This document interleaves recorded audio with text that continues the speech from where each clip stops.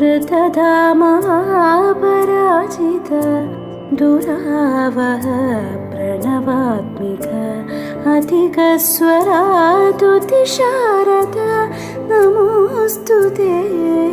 श्यामाम्बरं मुखसागरं तुलसीदलम् अतिसुन्दरम् कनकासुखं